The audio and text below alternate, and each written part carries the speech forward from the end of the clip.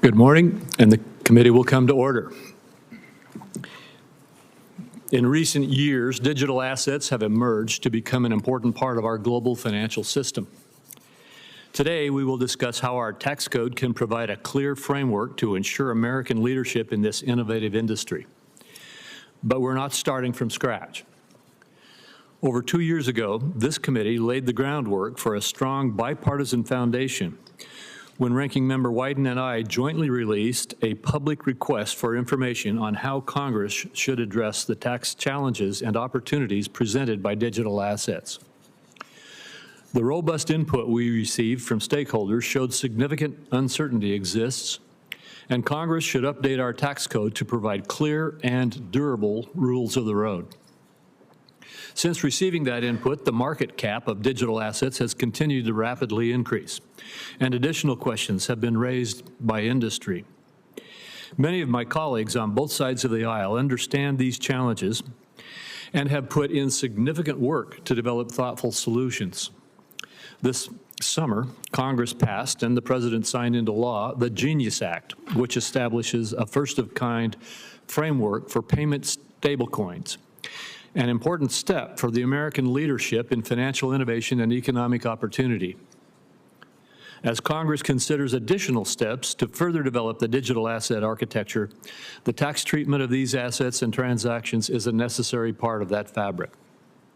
Currently, our tax code does not provide straightforward answers for many digital asset transactions.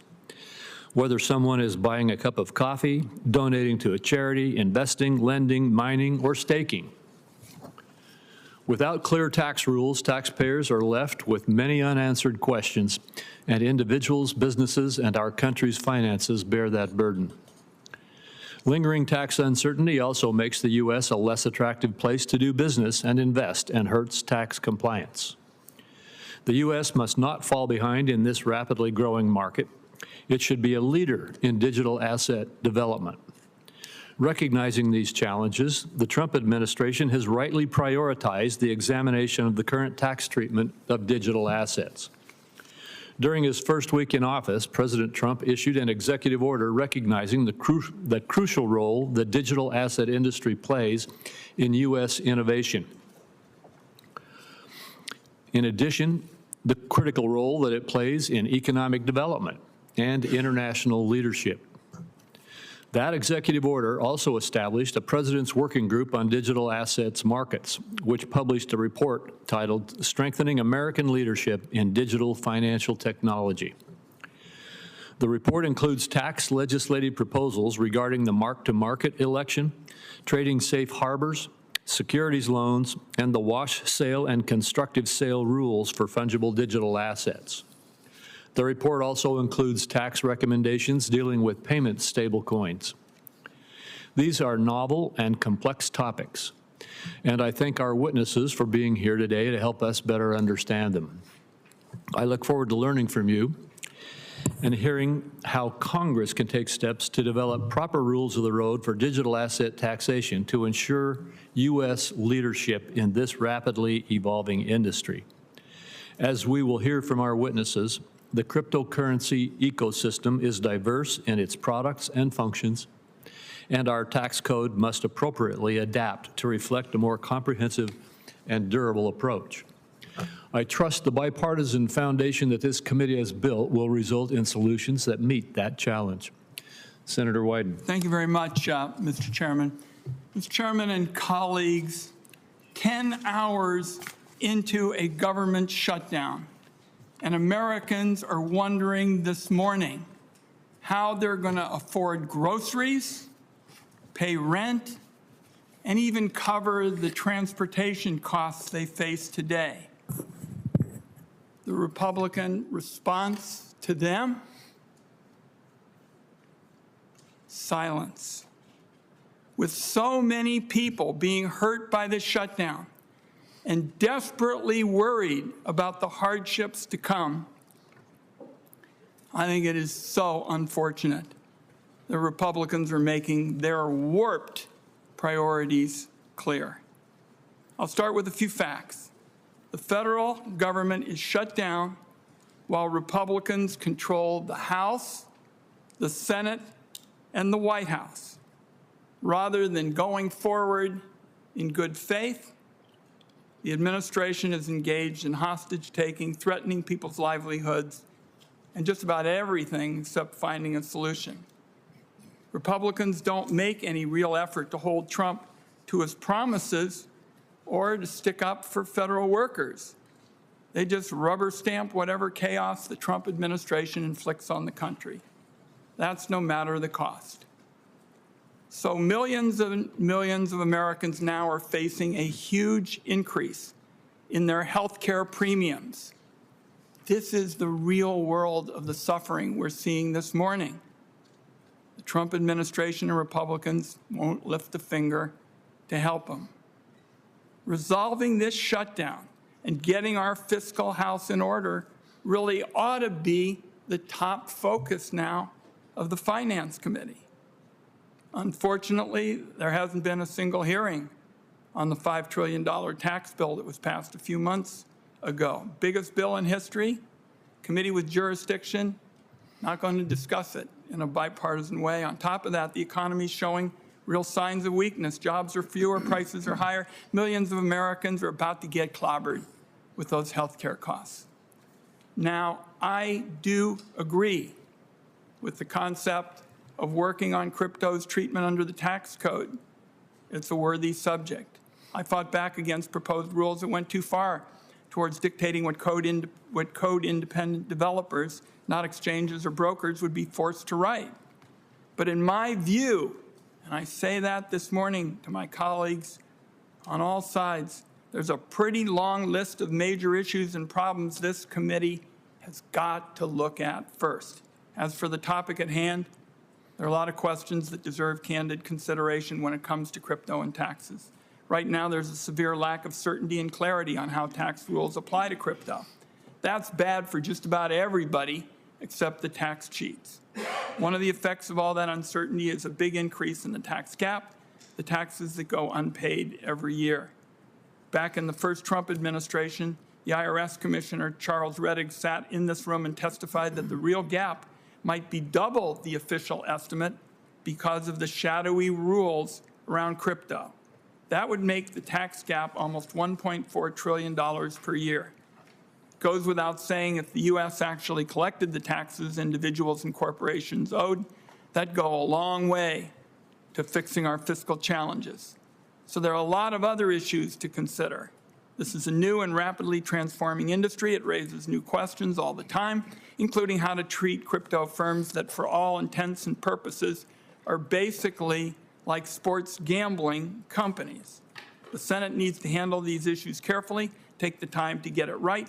That'll be a challenge, and I certainly hope that the Senate looks at this in a bipartisan way. Right now, what's most important is that we stand up for people who are suffering today, because they're all over America this morning. That's what they're thinking about. Thank you, Mr. Chairman. Thank you, Ranking Member. And although this hearing is about crypto, I have to respond just briefly to the effort to relitigate the one big beautiful bill. The bottom line is that yesterday the Republicans voted to keep the government open, and the Democrats insisted on over $1 trillion of new spending in order to do so.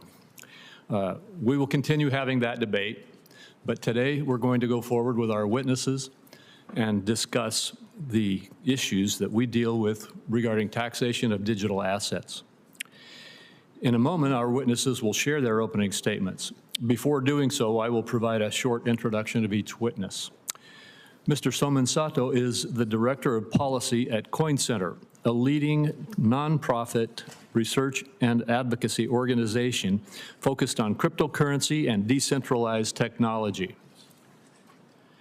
Prior to joining CoinCenter, he held senior roles in both the public and private sectors, focusing on the legal and regulatory treatment of cryptocurrencies. Ms. Kramer is the founding member of Ask Kramer Law, LLC. Previously, she served as a partner at McDermott, Will, and Emery for 30 years. Ms. Kramer has also authored a 2-volume, 4,000-page reference, Financial Products, Taxation, Regulation, and Design, now in its 4th edition. Mr. Slotkin is the Vice President of Tax at Coinbase. He took on his role at Coinbase following a career of nearly 25 years at the General Electric Company and as a tax lawyer at a number of global U.S. law firms. And Ms. Nellen serves as the chair of the American Institute of CPA's Digital Assets Task Force. She is also a professor at San Jose State University, teaching graduate-level tax courses, and directs the university's High-Tech Tax Institute and Blockchain Tax Conference. She was previously with the IRS as a revenue agent and lead instructor, and also in private practice. We will begin with Mr. Somensato's opening statement, followed then by Ms. Kramer, Mr. Slotkin, and Ms. Nellen.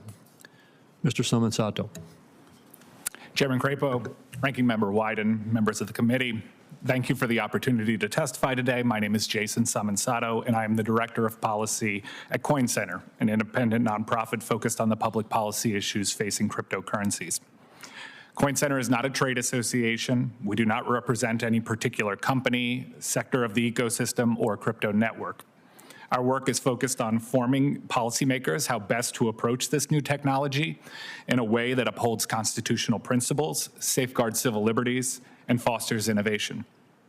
On today's topic, Coin Center has long called for sensible and fair tax policy that protects the rights of individuals to build, use, and benefit from open blockchain networks.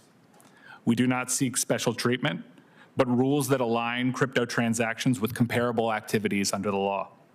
This hearing presents an important opportunity to address the current obstacles to that equal treatment. But why act now? Since the introduction of Bitcoin in 2009, millions of people, including millions of US taxpayers, have used open blockchain networks to send peer-to-peer payments, to earn rewards, and to conduct a wide variety of other activities. These networks are not going away, as evidenced by the billions in value transferred over them each day. And there now is increasing demand to transition significant portions of the economy to blockchains, just as so much of commerce moved onto the internet starting in the 90s. Yet the tax treatment of crypto transactions is often uncertain, impractical, and in some cases fundamentally misaligned with well-established principles of tax law. The resulting burden falls most heavily not on institutional players, but on individual users and new market entrants, those least able to afford specialized tax advisors and expensive accounting software. Sensible tax reform is essential for U.S. competitiveness and ensuring that these networks are built with democratic values. Whenever an American Bitcoin miner or Ethereum staker suffers unnecessarily complex tax treatment, whenever an American Solana user faces accounting headaches or invasive surveillance, we are not merely inconveniencing a handful of today's nerds and early adopters. We are ceding the future of financial infrastructure to rival nations promoting closed and surveilled network models. Congress can offer a better alternative, one rooted in clarity, fairness, and the rule of law. So how do we improve the current tax environment around crypto? My written testimony focuses on 3 recommendations that Coin Center has championed for years. Let me briefly explain each. First, the IRS treats cryptocurrency as property. That means every time a user sends crypto, even to buy a coffee or pay a fractional transaction fee, they trigger a complex taxable event. For individual users, this is comparable to triggering a tax obligation every time you send an email or a text message. In 1997, Congress saw a similar issue with foreign currency and created a $200 de minimis exception. A comparable fix for crypto would go a long way toward enabling everyday use without sacrificing compliance. Second, we urge Congress to clarify that block rewards, the newly created tokens earned by miners and stakers for validating transactions, be only taxed upon disposition. IRS guidance incorrectly treats these tokens as gross income upon receipt. The reality is that these tokens are not received, but are instead created property, just as crops grown by farmers or apps coded by developers. The current IRS approach leads to phantom income and misaligns crypto with other taxpayer-created property. Congress should clarify that block rewards are only taxed when sold or exchanged. That change would align the law with economic reality and prevent honest taxpayers from being penalized for participating in network consensus. Third, the 2021 Infrastructure Act extended Section 6050I to crypto.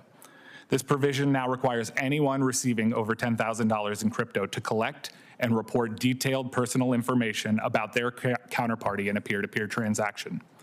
Coin Center has challenged the constitutionality of this provision in federal court, and we urge Congress to repeal or amend it to avoid chilling legitimate private uses of this technology.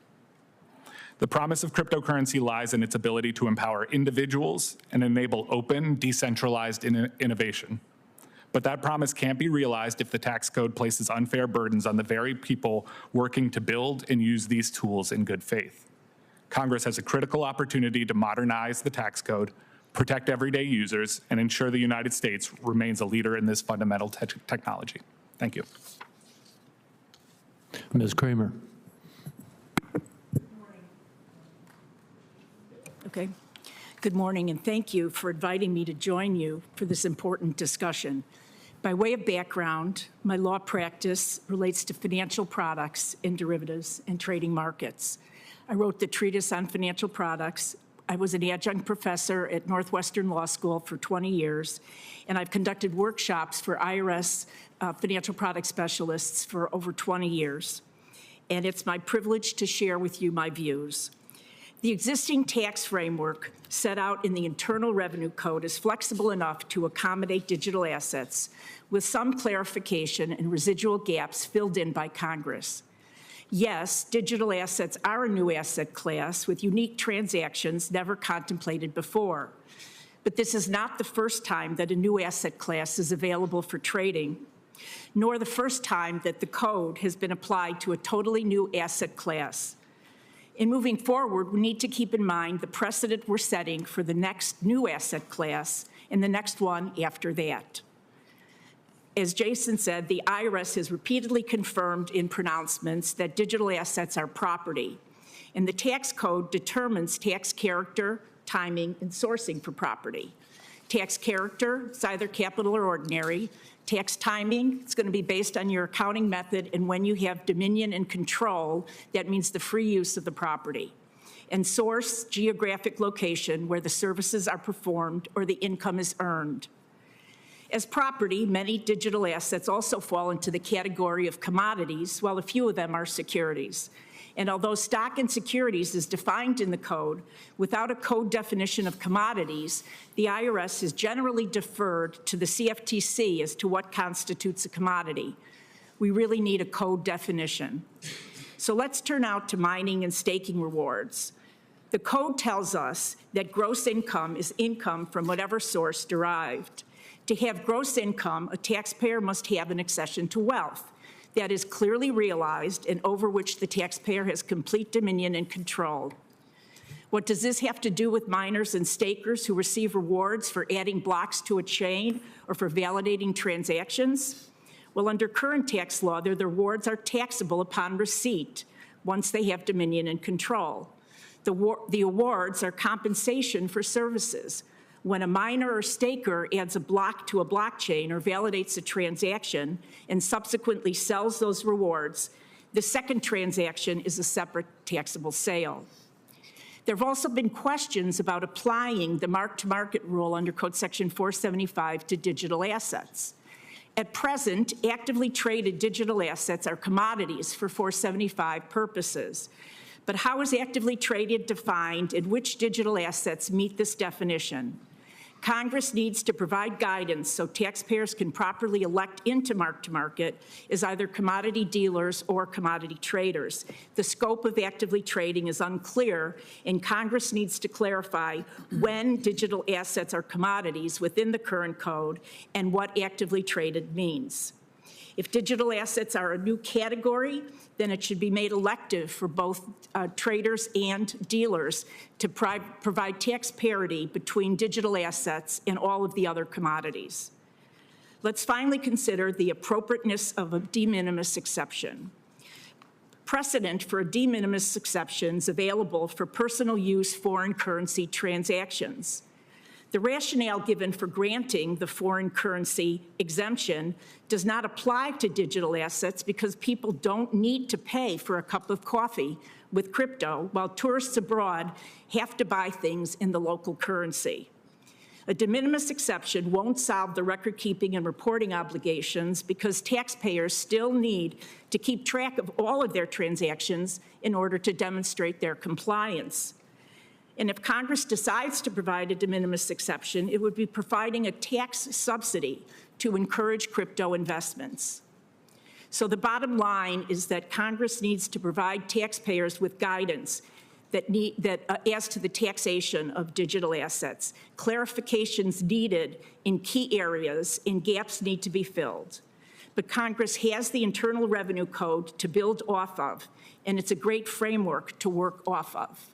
And the IRS is not in a position to handle these issues themselves. And so with that, I'd like to thank you for letting me tell you what I think about cryptocurrency. Thank you very much. Mr. Slotkin. Chairman Crapo, Ranking Member Wyden. Chairman Crapo, Ranking Member Wyden, members of the committee, thank you for this opportunity to testify.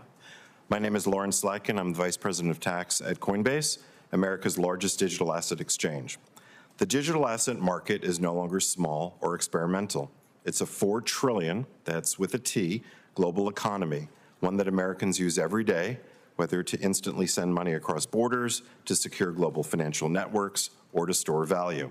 Other countries are writing clear rules to attract this activity.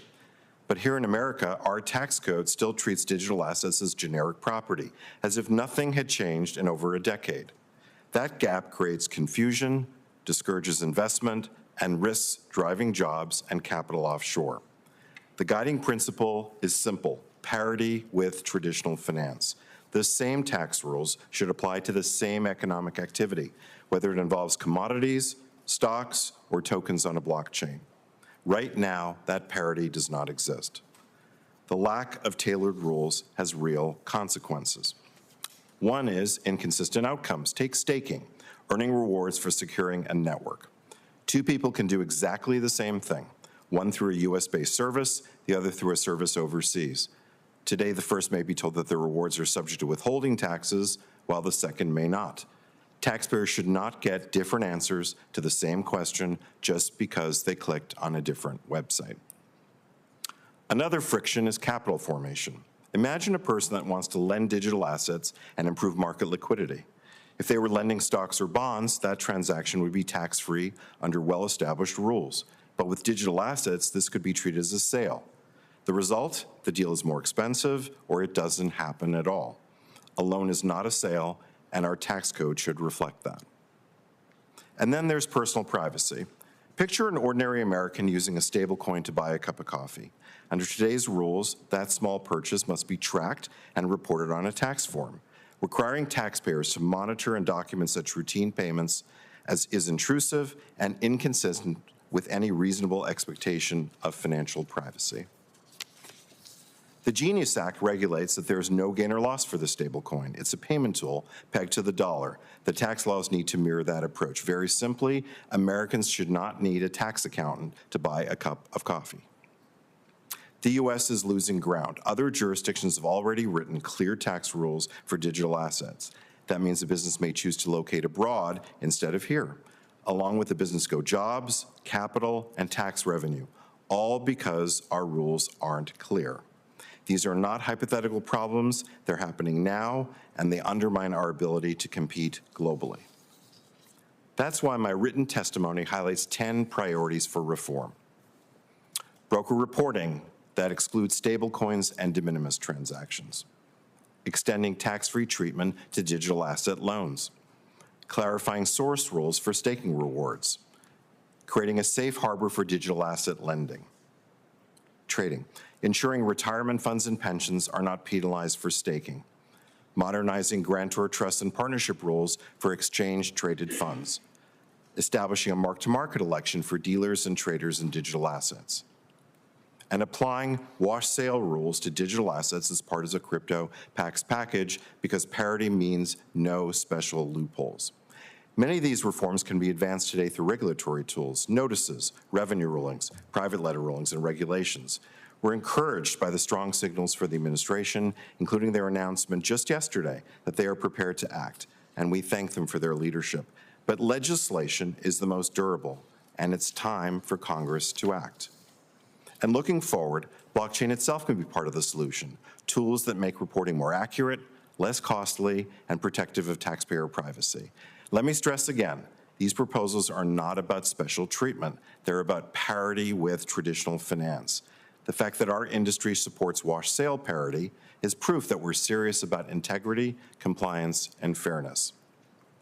The stakes are high. Done wrong, tax policy will create confusion, higher costs, and capital flight. Done right, it will protect the tax base, enable innovation, and preserve America's role as a world financial leader.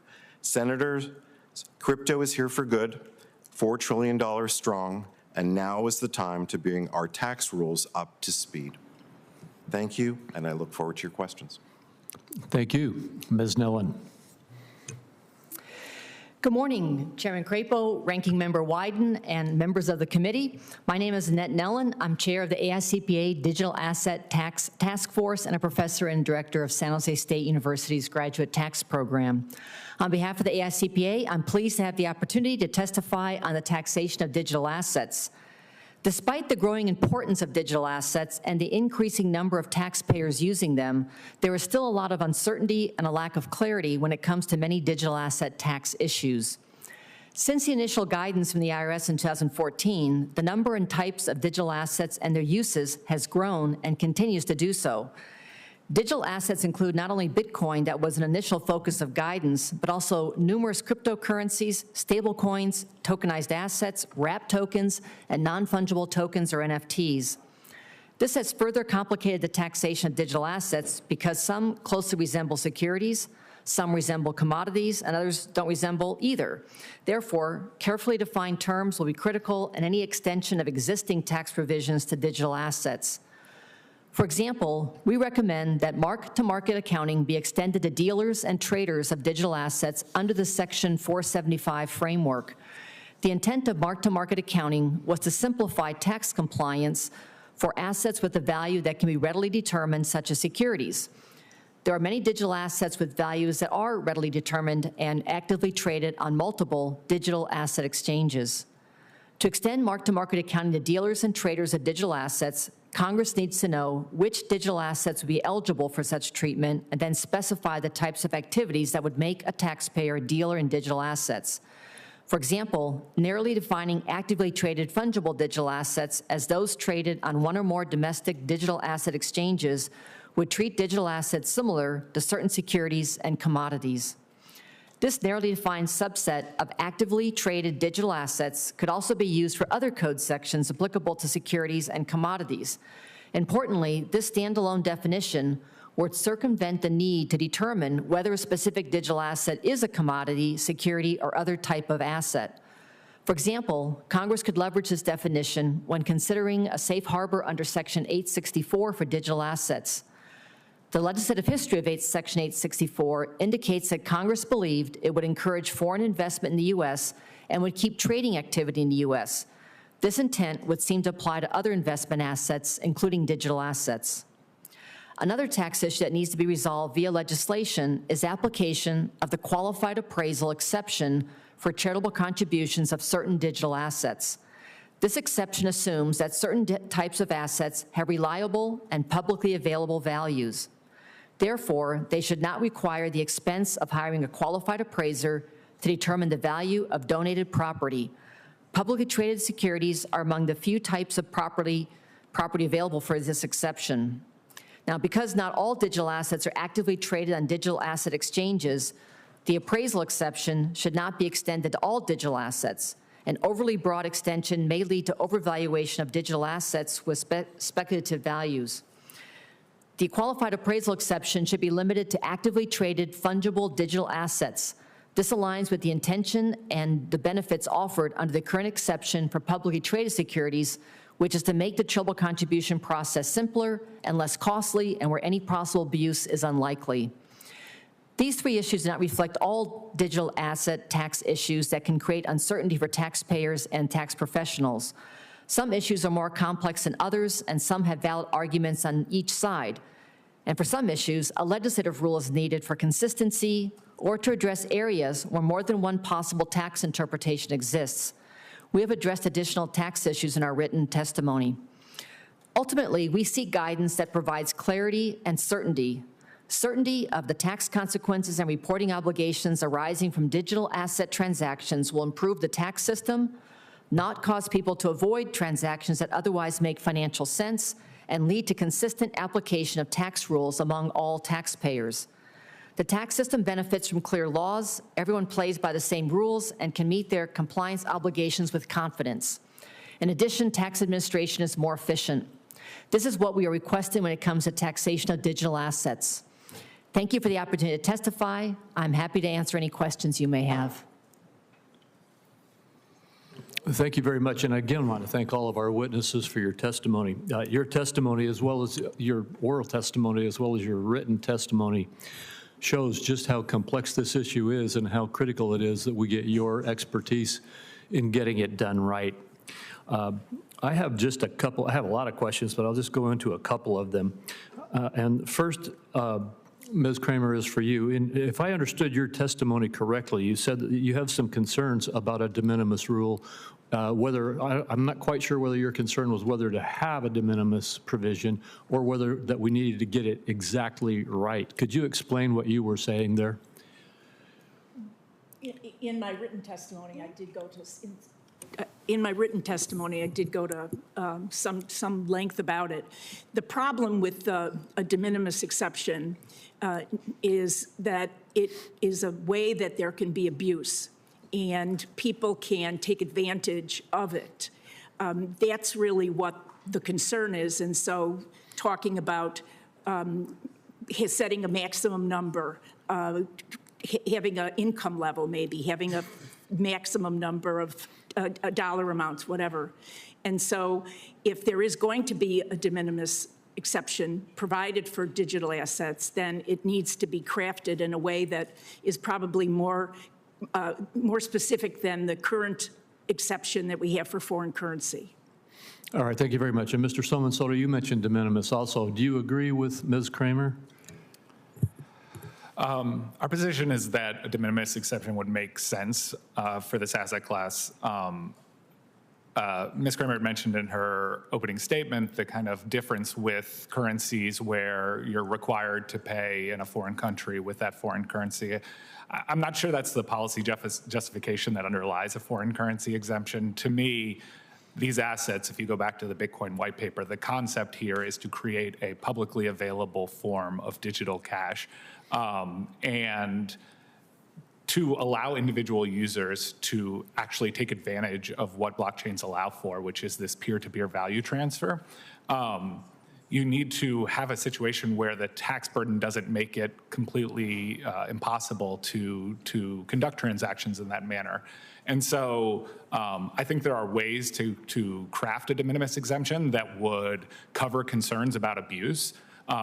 But I think, for example, just real quickly, like when you pay for a transaction, for example, in a stablecoin, you also have to pay like a fraction of a cent in the native asset as a transaction fee. And those like fractional cent transactions also are subject to the same tax reporting. And these are the types of difficult tax compliance requirements that make it nearly impossible for individual users to use the technology. All right, thank you very much. And Mr. Zlotkin, you emphasized parity, and I agree with that. I'd like to ask you to just maybe explain in a little more depth why you believe parity is so critical, and add to that your final comment toward the end of your testimony that we need to have Congress get this right, not just continue to rely on administrative guidance from the IRS.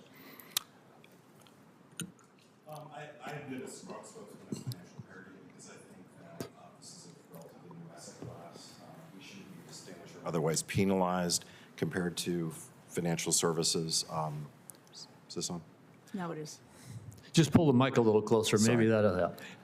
So we shouldn't be penalized compared to, there are a lot of rules that apply to financial services that do create clarity and durability, and those rules are not applicable to Coinbase and to other similar institutions. So I think financial parity is something that we've advocated very strongly. It puts us sort of in a level playing field with the rest of traditional finance. As to your second question about administrative guidance versus law, my own view is that the only durable way to create sort of a foundation for digital assets is to clarify aspects of the law that are unclear and put that in the code itself. Certainly we've approached the IRS, we've approached the Treasury, they've been very accommodating. In many instances, sometimes they've been inaccessible in prior years, but I think the only way to really create a durable system functionally to last as a real foundation is the law itself. Thank you very much. And Ms. Nellen, would you like to comment on any of either the de minimis issue or on the parity issue or any other issue you think should be prioritized?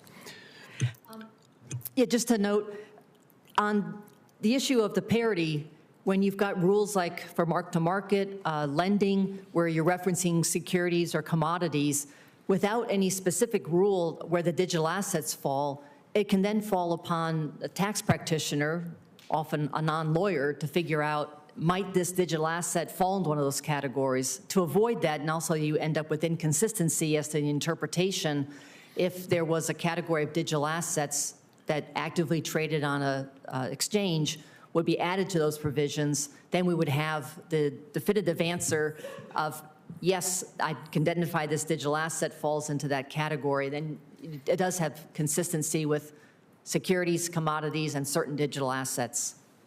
Well, thank you very much. Senator Wyden. Thank you, Mr. Chairman. And Ms. Nellen, thank you very much for repeatedly mentioning mark-to-market, because in our billionaire income tax legislation, which now has the support of 22 United States senators, that's one of the key concepts, and you're making it clear it is a regularized part of the tax code, and I appreciate it. Let me go to you, Ms. Kramer, on de minimis, because this is going to be one of the hotly debated aspects of this whole effort, and I want to make sure we're walking this through, carefully, so everybody gets a sense of where we are. So when you use a digital asset to make a purchase, you trigger a gain or a loss, just like if you sold stock.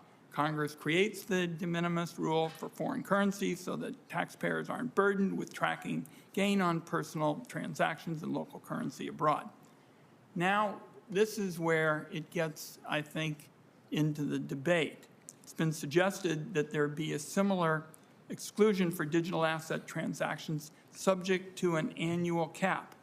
Now, my question is, even if there were to be a de minimis exclusion with a cap, would you still need reporting so that taxpayers know their gains on each transaction to make sure they don't get in trouble with the cap and that sort of thing? They would need to keep track of the transactions in order to prove compliance, so that as a practical matter, it really wouldn't make a difference.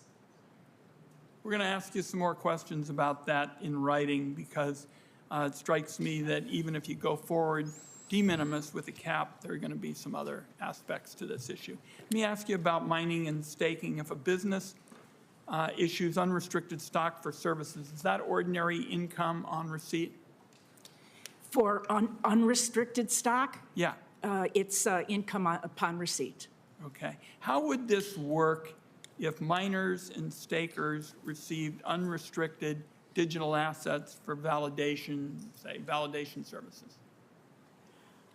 Then if they don't have to pay tax upon receipt the way you would if you got unrestricted stock, then what happens is you don't have to pay tax unless and until you sell it.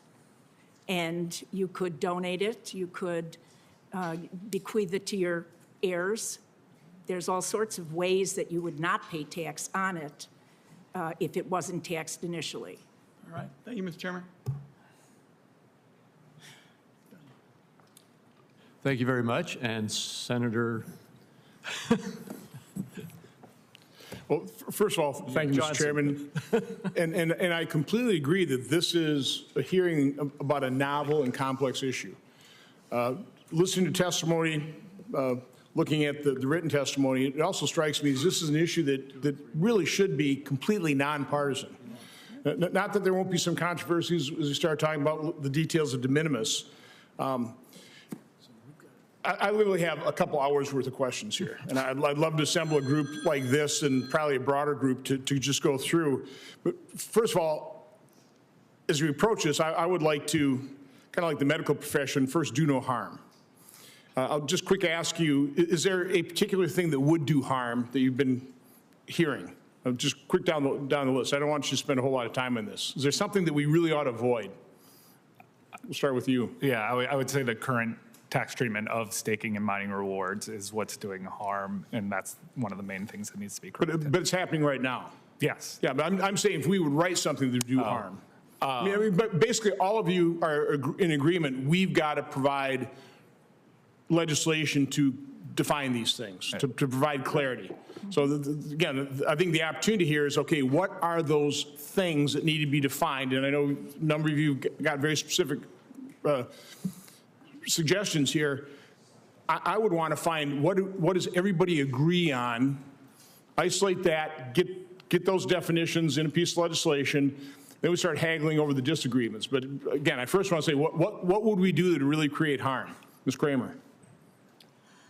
Well, that's a great question. I try and have good ones. Yeah, right. Of course, you asked me first. I would say that one of the things that you could do to avoid harm would be to make the clarification. To have harm would be to unintentionally provide tax subsidies for some people when other people don't get it.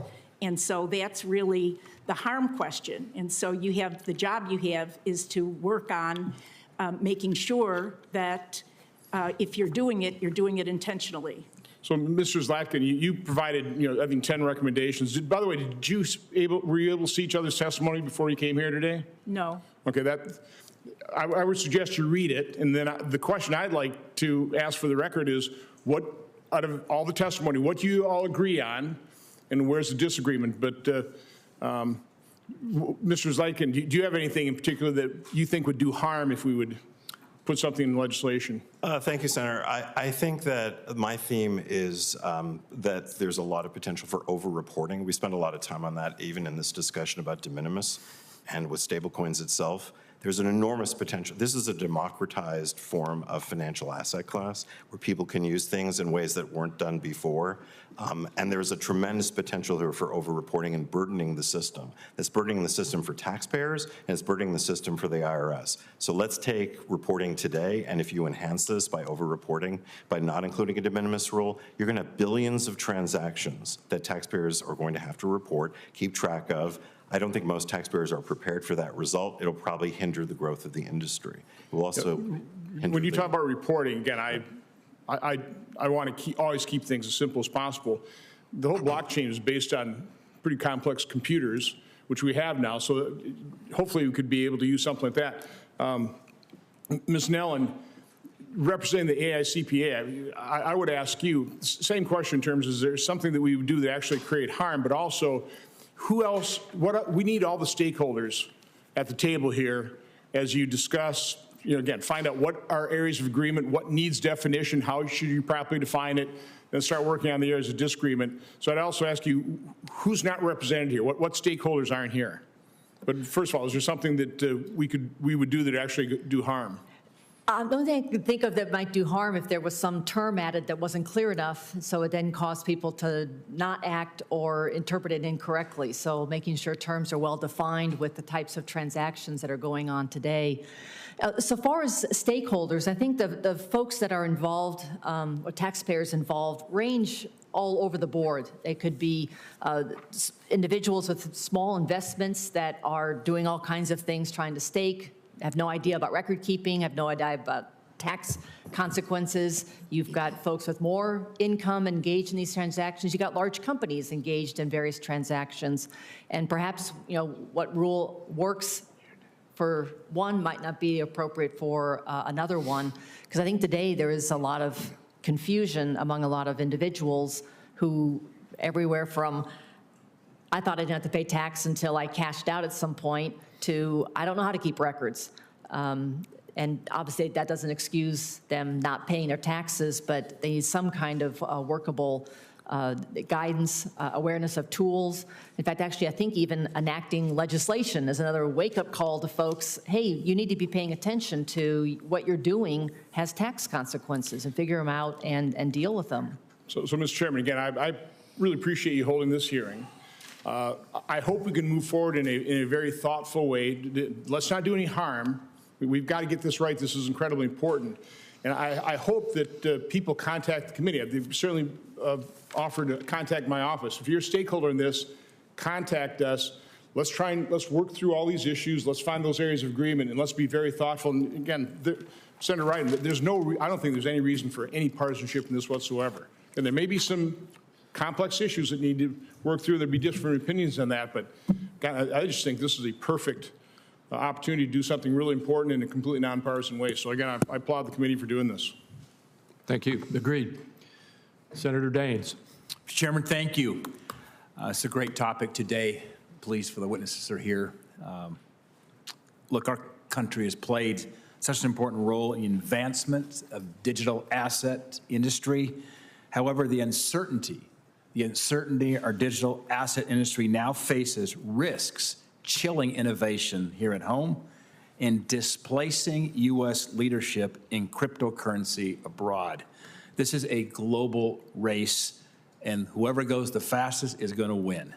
Without clear rules of the road, these taxpayers and innovators face ambiguity and are forced to rely on general tax principles and really guessing, as well as looking at sub-regulatory guidance.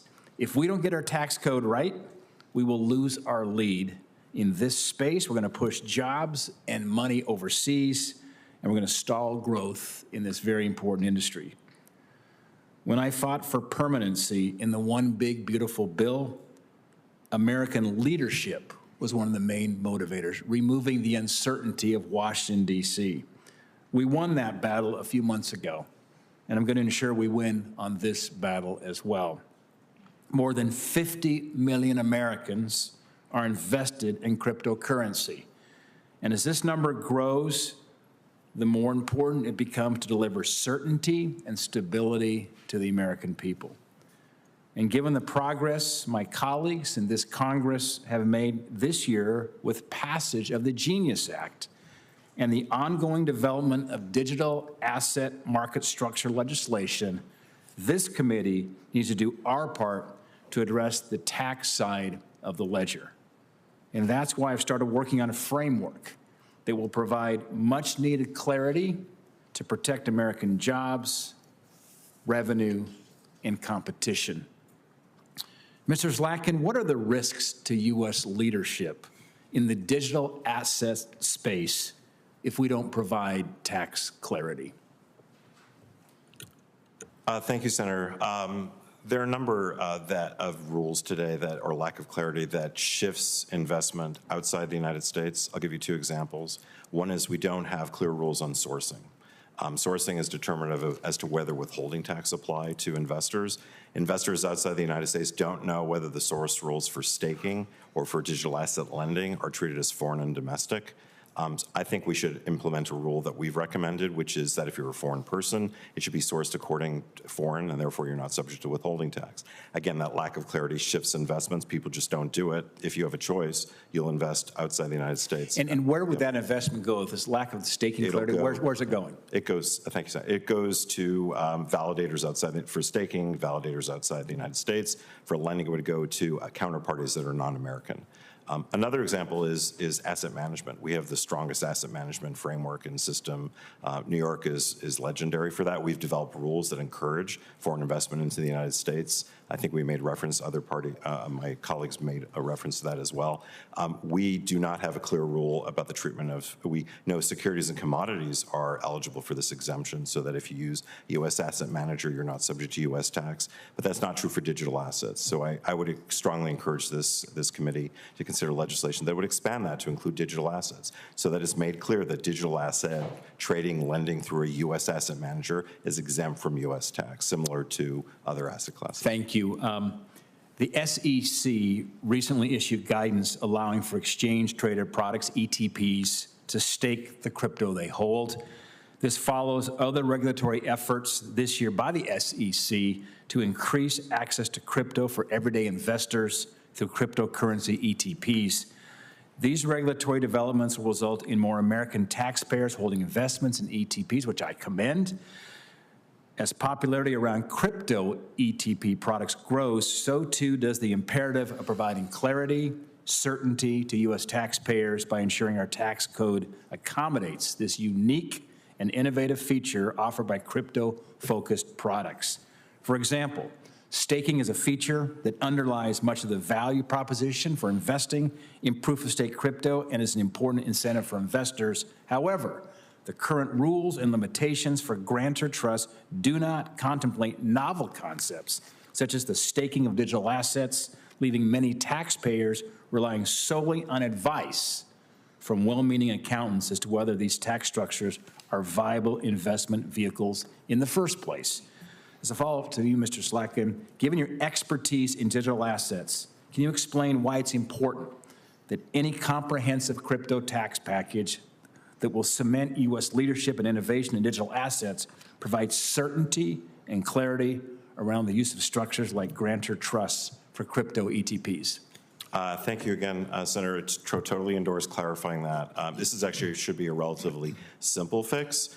Staking is simple is not necessarily easy here in Washington. That's true. So, in the sense that the grantor trust rules are designed to basically not apply tax as though it's just a look-through treatment.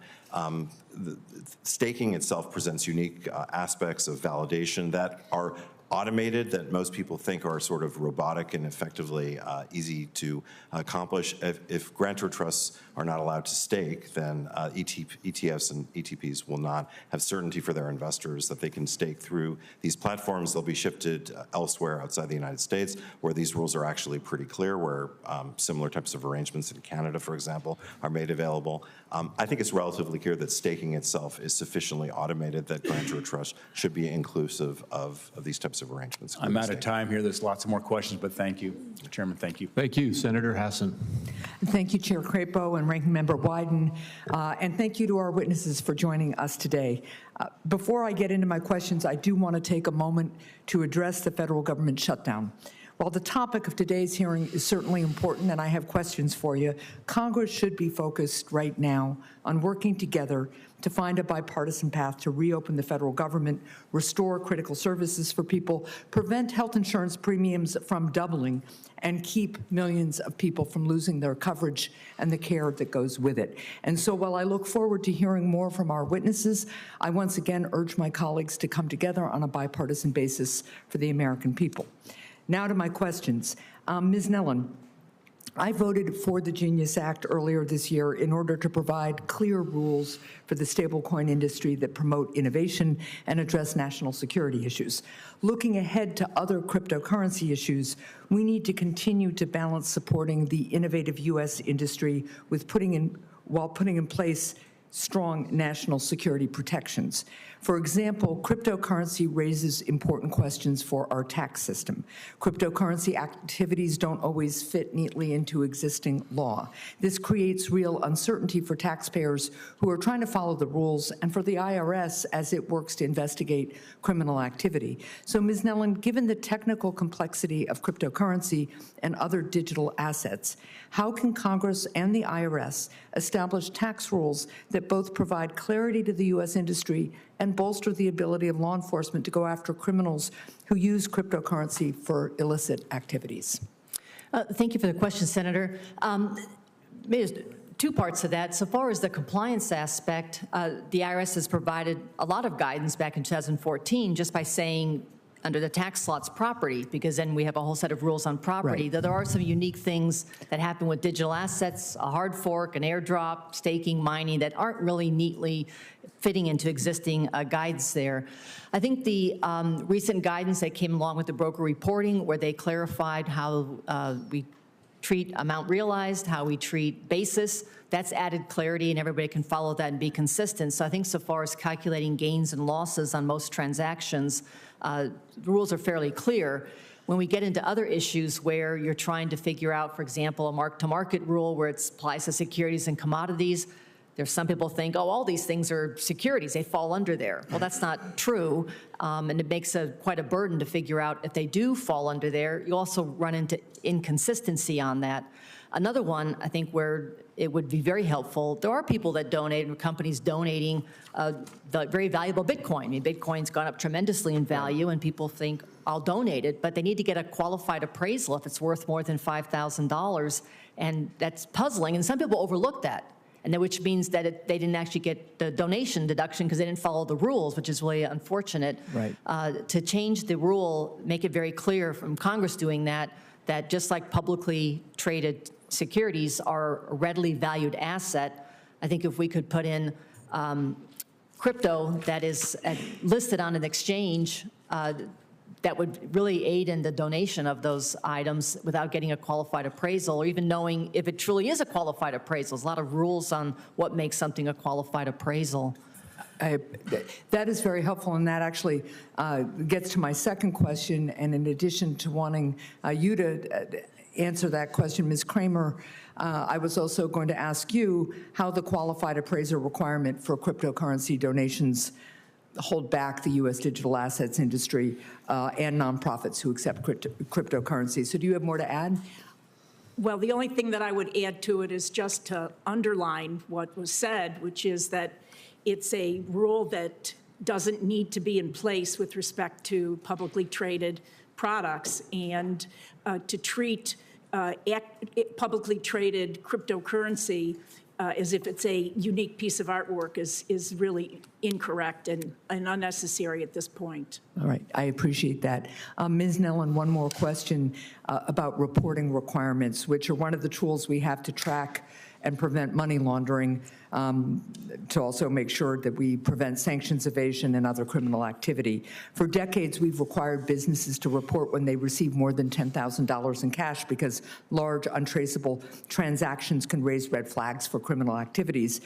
As digital assets have become more widely used, they've introduced new challenges for law enforcement and tax administration, and that's why in 2021 I supported including digital asset reporting provisions in the bipartisan infrastructure law, requiring businesses that receive more than $10,000 in digital assets to report those transactions to the IRS, just as they would with cash. I know I am slightly over time, but can you briefly help us understand from your perspective, is it important that businesses report large digital asset transactions the same way large cash transactions are reported?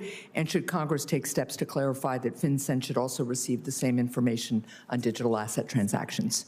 You're right. In the legislation of November 2021 already added digital assets to the code section that requires, and you're right, it's been around since 1984, that if you had more than $10,000 of cash collected from a merchant and one or more related transactions, had to file the Form 8300, then added that digital assets, so that the law is there. And the form actually is electronically filed that I believe does go to FinCEN. I mean, it's actually on the FinCEN website to file those. I think there's been some confusion, so I'll stop there and follow up with you. But and also they're waiting for regulations on that 6050I. Right. Yeah. Okay, thank you. Thank you. Senator Warren. Thank you, Mr. Chairman. I'm just going to start by acknowledging how absurd it is that the Senate is convening to discuss anything other than this Republican shutdown and stopping Donald Trump from throwing 15 million people off their health care and more than doubling health insurance premiums for millions of Americans. Now, this hearing is supposedly about clarifying crypto's tax treatment. The context is that crypto holders aren't paying at least $50 billion per year in taxes that they owe. In theory, reform proposals could plug those crypto tax loopholes, which would be a good thing. But the proposals I'm seeing follow a familiar movie script. Industry lobbyists want special tax rules for crypto that will make crypto billionaires richer and give crypto an unfair advantage over other kinds of competing financial products. So I want to run through a few of those. Ms. Kramer, you're an expert on our tax law, so I've got some very simple questions for you. Let's start with a de minimis exception, a proposal that would allow crypto investors to avoid reporting income from crypto transactions under $300. If someone bought $300 worth of gold or $300 worth of Apple stock, would they be required to report any income they made from those transactions? Yes, they would. All right. If crypto investors get this de minimis exception, would they pay less in taxes than traditional stockholders for precisely the same kind of transactions? They would pay less. All right. The Joint Committee on Taxation estimates that this proposal alone would be a $5.8 billion tax boost for the crypto investors. So let's do a second one. An accountant who runs his own business, gets paid for updating books and records, just standard stuff. In the crypto world, miners and stakers get paid for updating the blockchain, crypto's financial ledger. The accountant, of course, pays taxes on their income when they receive it. But one crypto industry proposal would allow miners and stakers to delay paying taxes on the crypto they earn as income until they sell it, which could be many years later, if ever. Ms. Kramer, if this provision passed, would the miners and stakers effectively pay less in taxes than accountants, even when they are doing almost exactly the same work? They would pay less. So that's right. And the estimate here is it would be to the tune of about $4.3 billion, according to the JCT. So let's do a last one. Professor Nellen, you teach tax law. If a business receives over $10,000 in cash under current law, they have to submit additional reporting to the IRS and to FinCEN, in large part so the government can spot money laundering and criminal tax evasion. I think you were talking about that earlier with Senator Hassan, right? Right. Okay. So one proposal the crypto lobbyists have been floating would exempt crypto transactions from that requirement.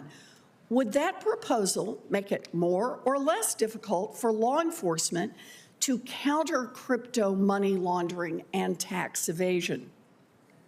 Well, given the purpose of that provision, and it is already part of the law, it was added back in November 2021, but waiting for regs to make that effective, that is the purpose of it, to help identify where there is just a particular use of that.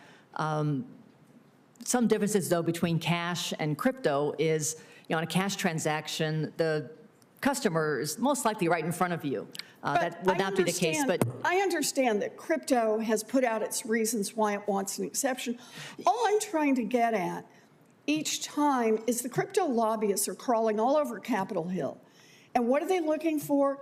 They're looking for special rules for crypto, and not special rules that sometimes make it more expensive to operate crypto and sometimes make it less expensive, not special rules that sometimes makes it easier to track crypto transactions and sometimes makes it more difficult to track crypto transactions. It's that every one of these special rules tilts in the same direction, and that is for anyone investing in crypto to pay less than the equivalents elsewhere in the financial system, and in this case, to make it harder to track what's happening in crypto transactions if they are being used for illegal purposes. Look, I'm all for getting rules that are appropriately tailored, but I think we should abide by the same principle that we have used for decades in Congress, and that is same basic transaction, same kind of risks means we need the same kind of rules. And that should be true for crypto, just like any other financial product. Thank you, Mr. Chairman. Thank you. Senator Young. Well, thank you, Mr. Chairman. It's very important. I know a number of our colleagues have brought up the government shutdown. We've had an opportunity recently. We'll continue to have opportunities to vote on a clean continuing resolution, we can immediately open government up again. So let's keep that in mind. This is a great hearing and an important hearing. This hearing on the taxation of digital assets comes at a critical time. Around the world, countries are grappling with how to regulate cryptocurrency and blockchain technology. These technologies, of course, hold promise for innovation and financial tools, but they also raise concerns, which have been articulated today by many of my colleagues, about transparency, compliance, and national security. The IRS's revenue ruling 2023-14 has highlighted some of these challenges. Many worry that the ruling is premature, difficult to administer, and inconsistent with longstanding tax principles. Taxpayers want to comply, but they need rules that are clear, practical, and fair.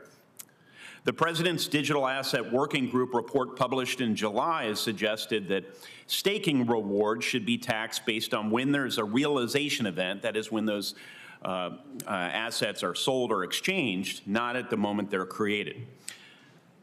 Mr. Samansato, if the current revenue ruling 2023-14 is inconsistent with these principles, should the IRS consider rescinding it and replacing it with guidance that defers taxation until disposition, just like with other types of property, until Congress weighs in?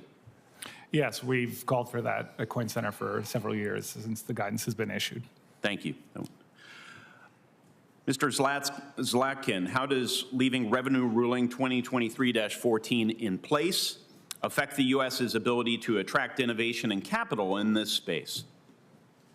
Thank you, Senator.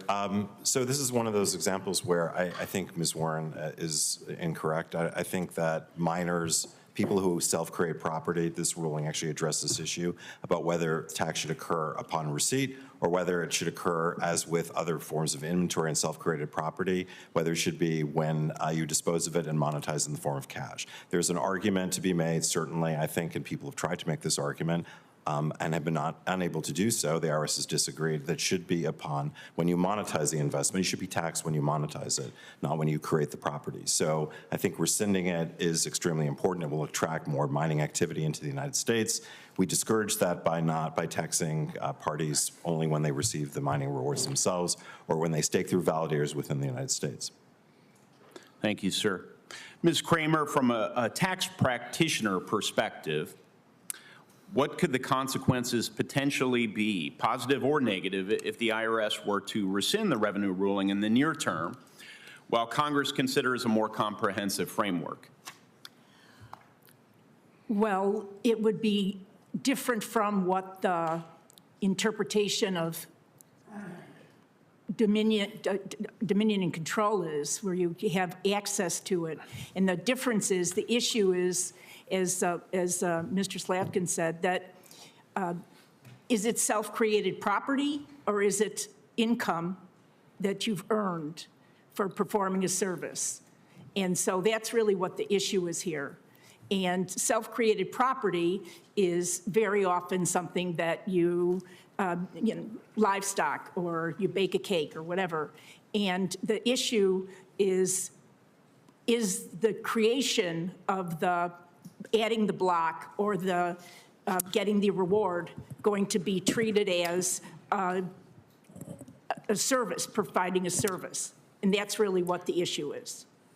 Thank you, Ms. Kramer.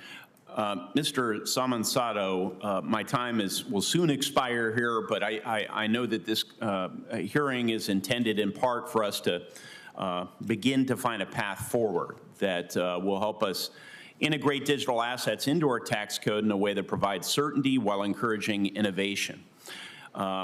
Sir, while digital assets are evolving quickly and Congress risks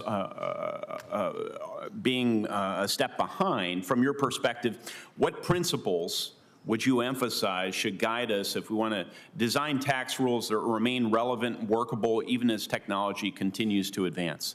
Yeah, so I think it's a couple. I think one is putting kind of the individual user first, right? These networks are meant to be democratizing forces for transferring value between people. And a lot of the language that we use even up here is around like corporations and the indications of like how that impacts their tax accounting. So I think that's important. And then I think the other principle that's really important to keep in mind is distinguishing like how this technology works. For example, going back to the question of staking and mining rewards, right? A lot of times we've talked about like stock issuance or compensation, but these assets that are created by these rewards are not something that is being paid by some third party, right? Like this is a computer program that's generating these assets. And I think understanding that kind of foundational like how the technology works is really important to getting these questions right. Thank you. That last bit will keep me thinking. Yes, Chairman. Thank you. Senator Cassidy.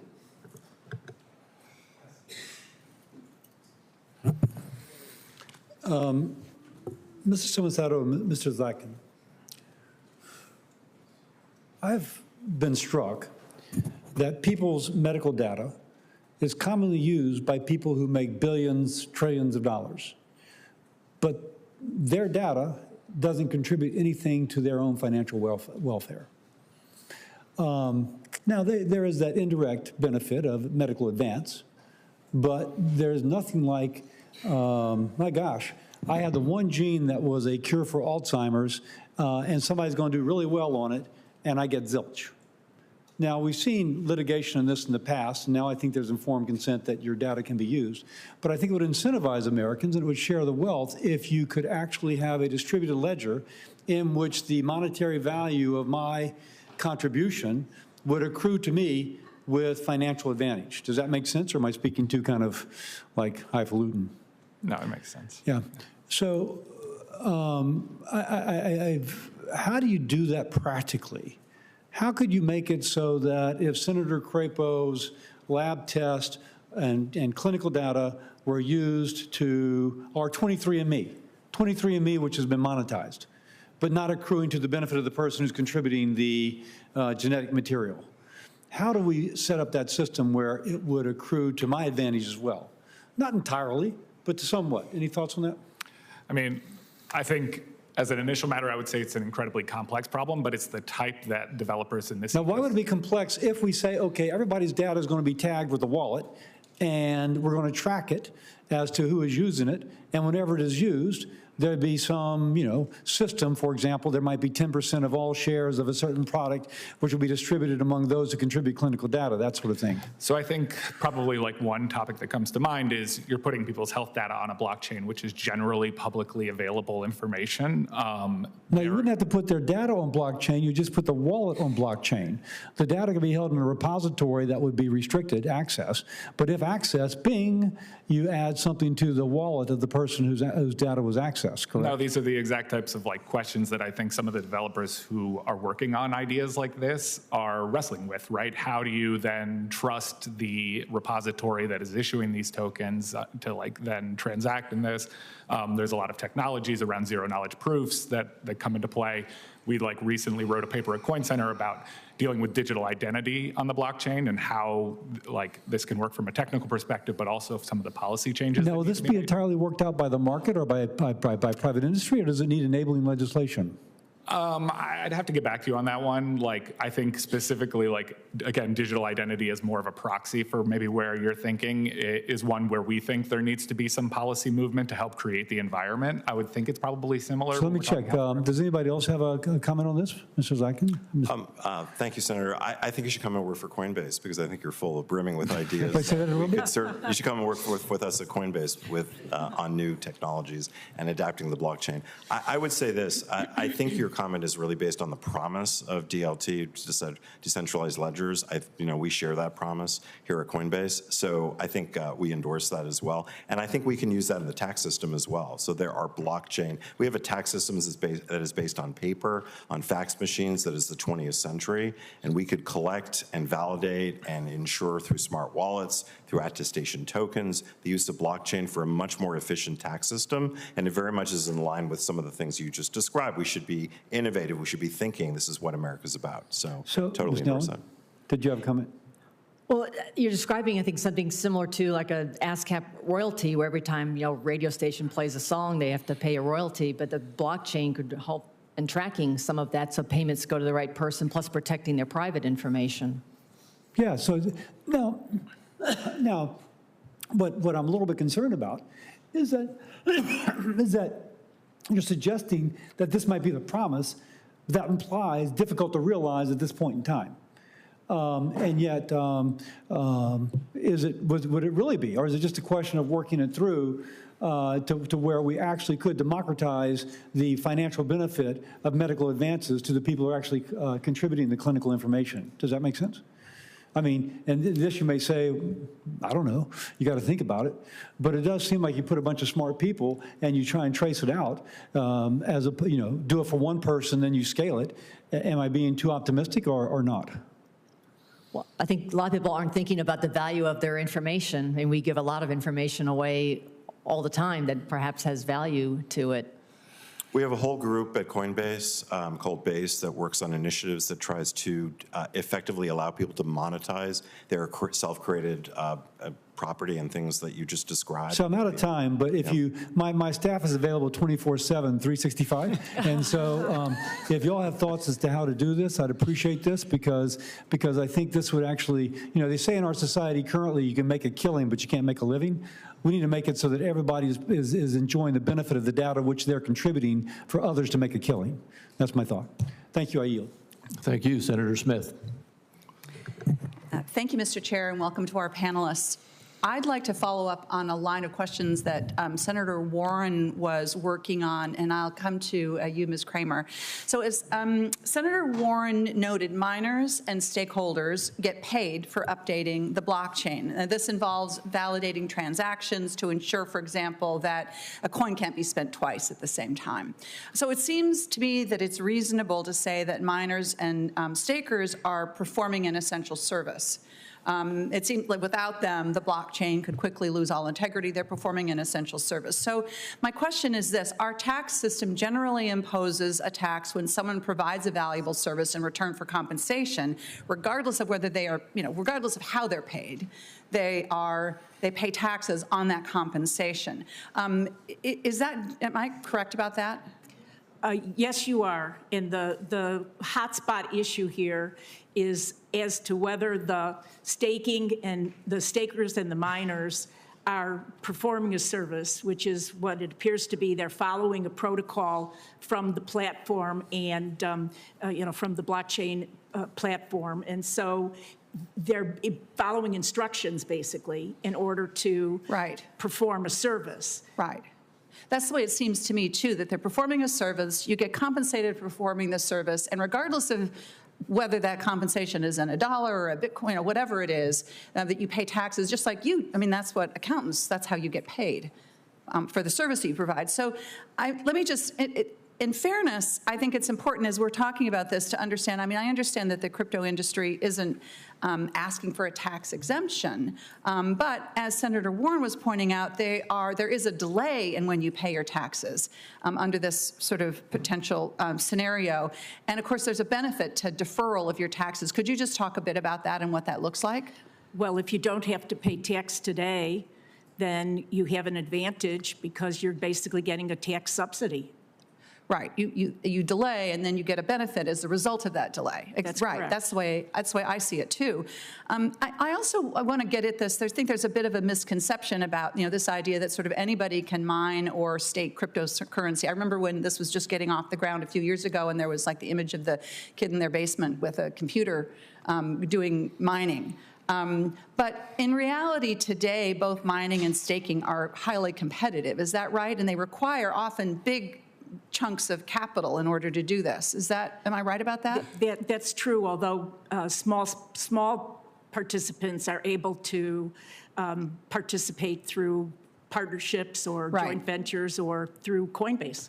You might end up pooling or in some way coming together in order to participate. But it just seems to me that it seems to me that if you are allowing for a deferral of paying taxes, that is a way of actually benefiting, the big guys just as much as it's benefiting and maybe probably more than the little person who's trying to get going here. I mean, is that how you see this? I mean, most of the benefit here is going to the big guys. Well, the benefit is going to be going where the capital is. And Right. the capital is going to be with big. Exactly. The big guys. Exactly. So yes, that's true. Exactly. Ms. Nellen, I have a question for you. And this has been, I know that folks have been talking about this on the committee today. Under the Foreign Account Tax Compliance Act, taxpayers with at least $50,000 in certain foreign financial assets need to report them on their tax return, right? But however, there's some questions about if these requirements would extend to digital assets. If Americans don't report on their foreign assets, of course, it makes it a lot easier for them to avoid paying taxes. So my question is this: if it's relatively easy for U.S. investors to get around geographic restrictions and to trade on foreign crypto exchanges or transact with foreign crypto wallets, if we take that into consideration, how should we be thinking about these reporting requirements to eliminate that incentive, that perverse incentive? Yeah, I think part of it ties to the IRS clarifying the guidance as to what all goes, what's considered a foreign financial asset that would be reported under that FATCA rule. To be explicit, when would your digital asset, which is just out there in the ether, when would it be considered a foreign asset? Because it's being acquired from a foreign exchange. So I think just more clarification on that would make sure it was reported. I'm guessing some of that actually is getting reported by practitioners and taxpayers today, but I think just more clarity from the IRS on what would fall under there. Right. Less clarity equals more opportunity to avoid. Or just overlooking it. People just might, I mean, I think sometimes people might not even be aware that they've got a foreign, or the preparer might not be asking the questions because of the complexity of how they might own these assets. Thank you. Thank you, Mr. Chair. Thank my colleague, Senator Whitehouse. Thanks very much. This is, I'm going to make an off-topic comment and then an on-topic comment. The off-topic comment is because the elephant in the capital city today is that our Republican colleagues and the president have shut down the U.S. government as of last night. And they've done so for a really extraordinary reason, which is to take away Americans' affordable care health benefits.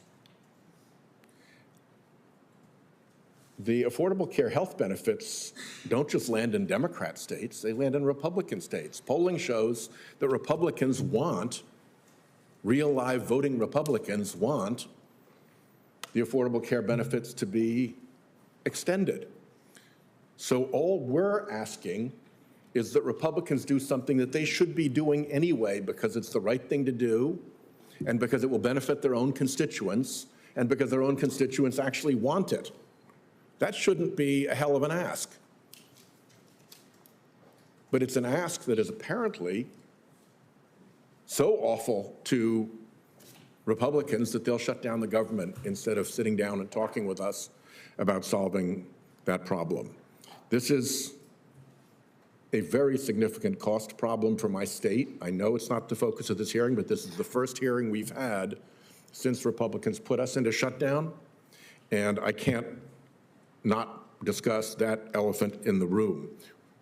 We're not shutting down and cutting health care benefits. Republicans are shutting down to cut health care benefits. There's an off-ramp as wide as the world to solve this. All they have to do is agree that maybe just a moment's bipartisanship and solving a real problem for real constituents should be the order of the day.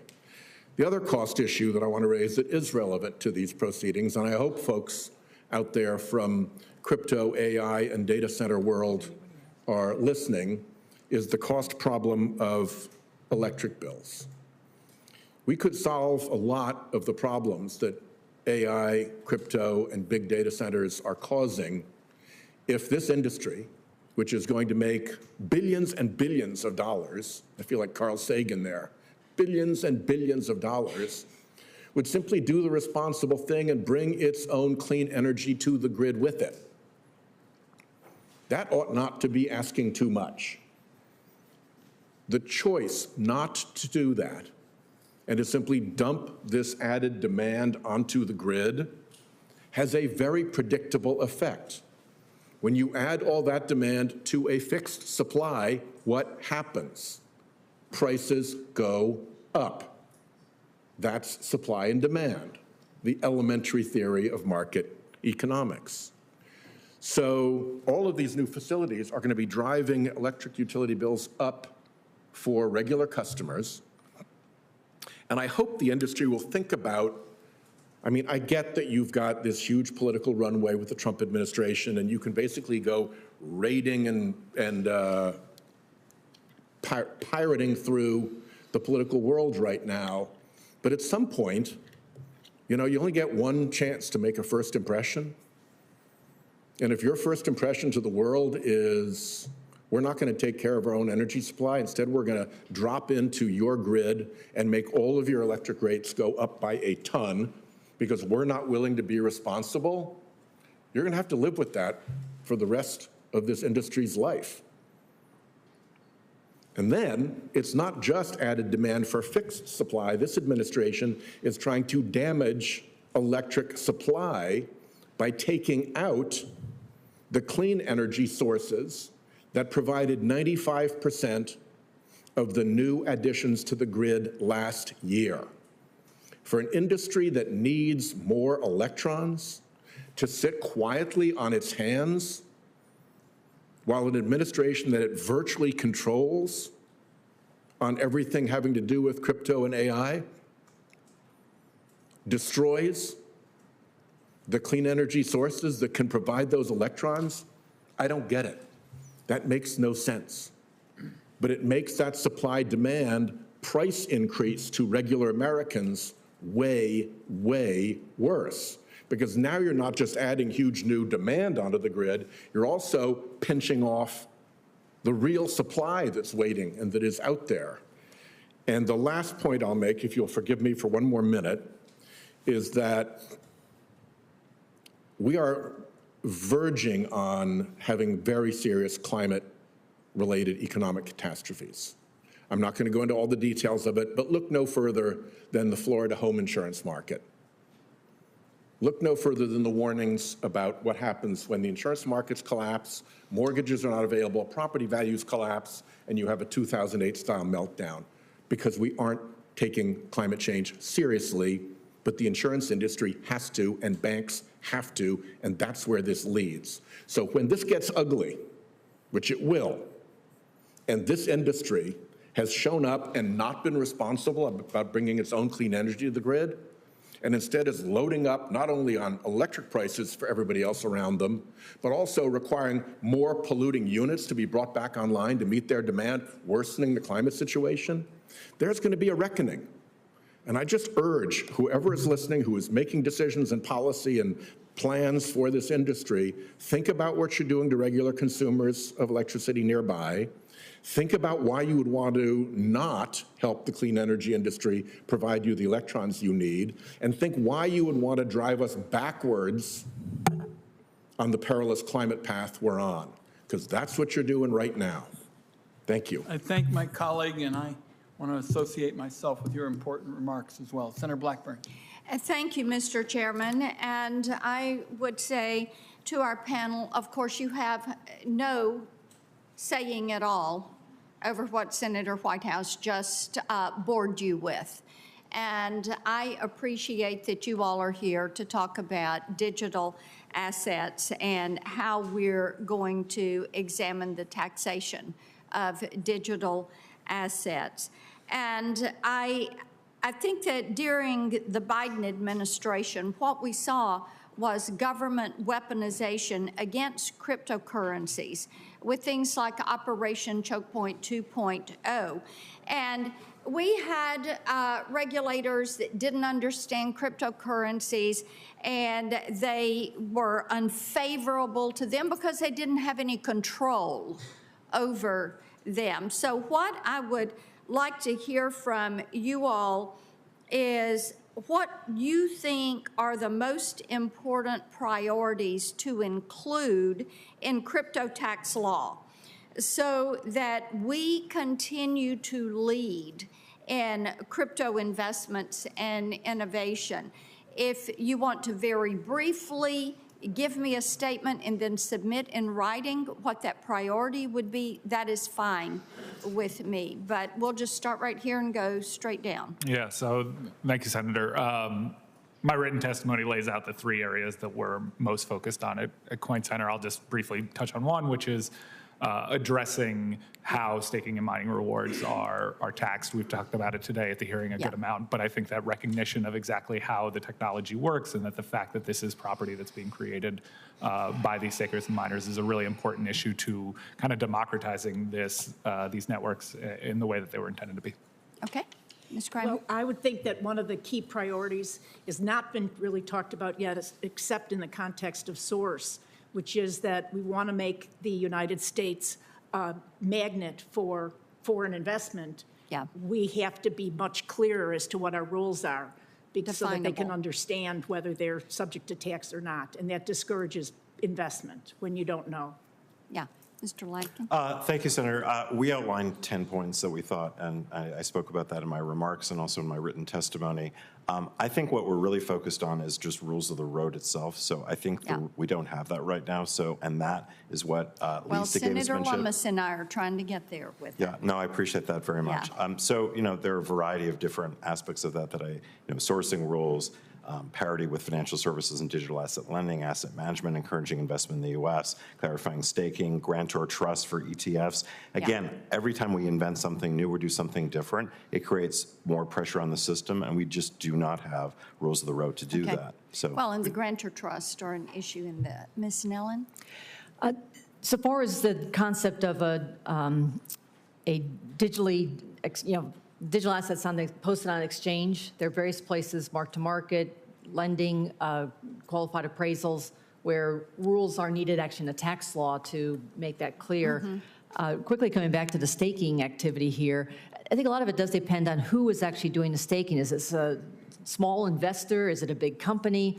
The question had come up, what if the IRS had just pulled the revenue ruling? I think many taxpayers would still look at, did I receive something? Is it on my records? And they would probably report that, assume they could figure out what the value was, then track that. And they might even want to do that because from that point forward, if it goes up, they're going to have a capital gain as opposed to ordinary income.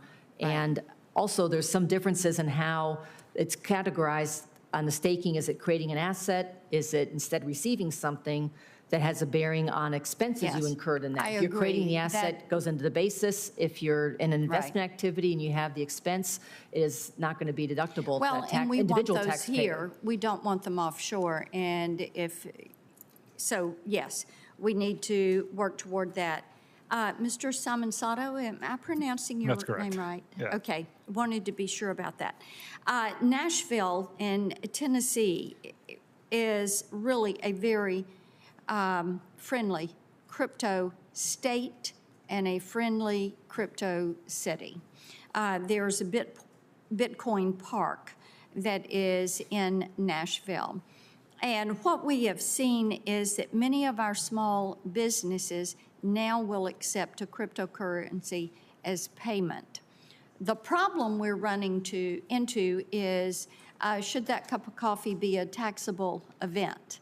And the de minimis issue. So I'd like for you to speak for just a moment. My time has expired now, but speak for a moment about de minimis. No, I can be real brief. I think it's an important area to bring, as you mentioned, the individual users who you want to engage with this technology into a situation where it's not super complex. One of the topics that's come up is the fact that you would still need to track, your spending in order to figure out if you're able to get that de minimis exemption. But I think as you talk about like paying $5 for a cup of coffee or paying a fraction of a cent for a transaction fee, those aren't something that would need to, a deep analysis of whether you fall under the $200 exemption. And so I think that exemption really does lead to the benefit of these individual users in the network.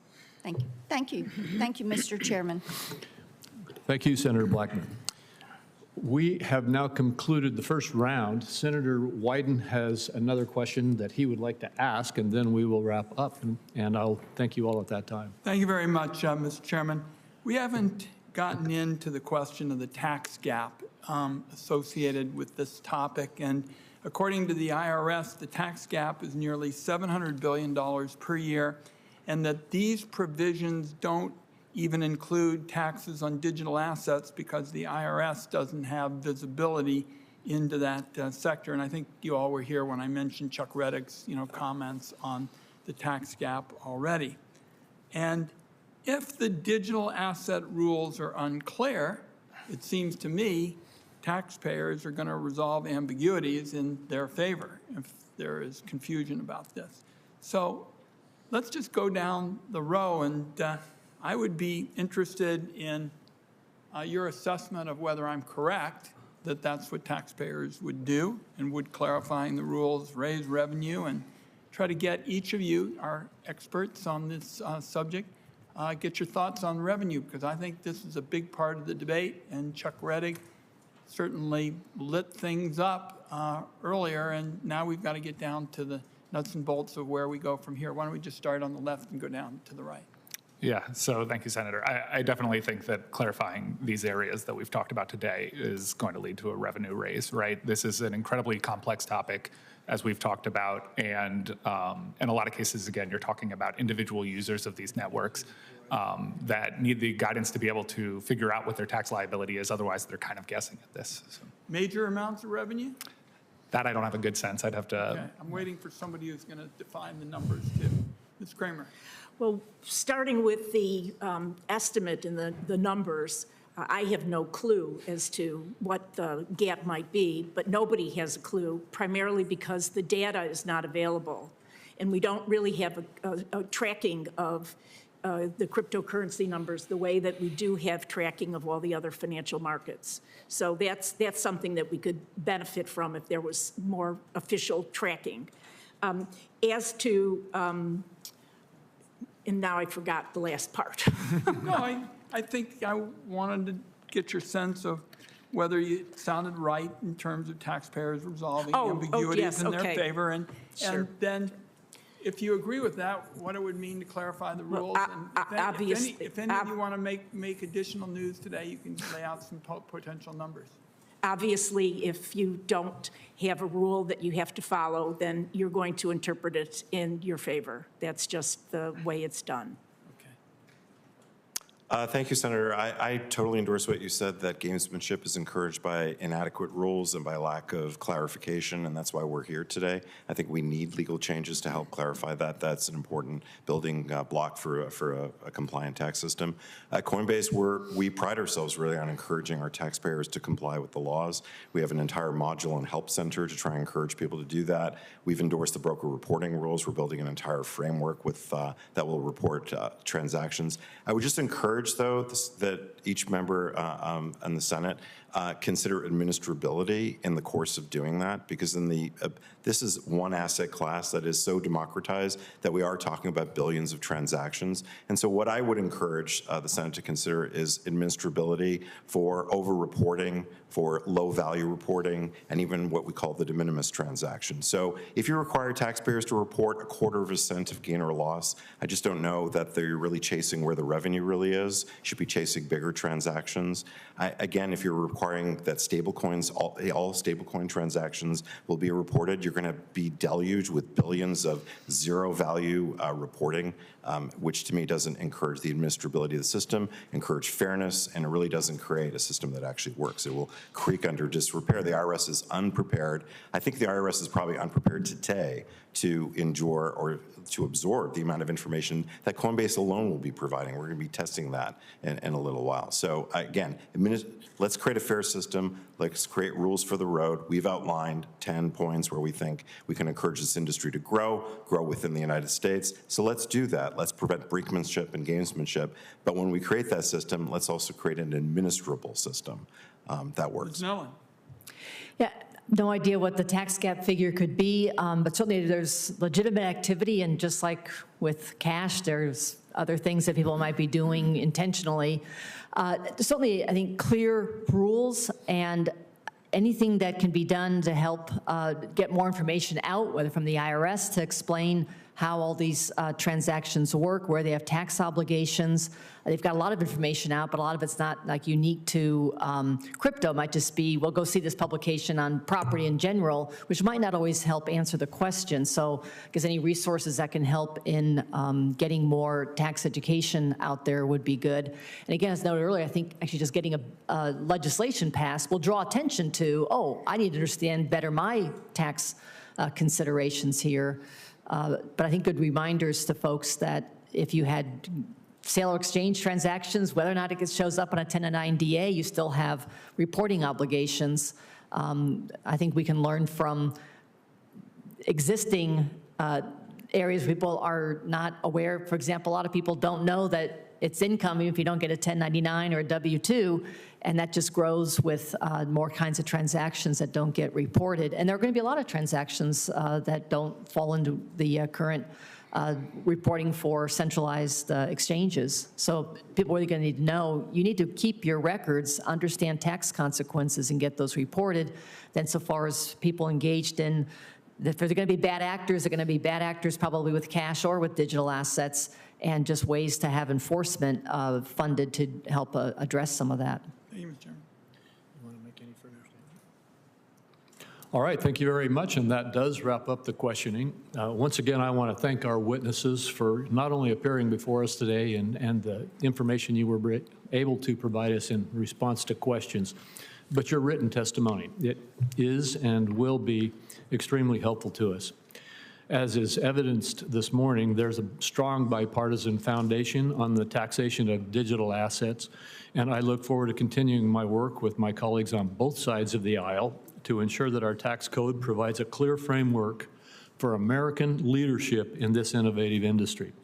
With that in mind, I remind my colleagues that the deadline for submitting any questions for the record is 5 p.m. on Wednesday, October 8th. You should expect to get some additional questions for the record, and we welcome your additional information in response to that. And with that, this committee stands adjourned. Thank you again for your help today. Thank you.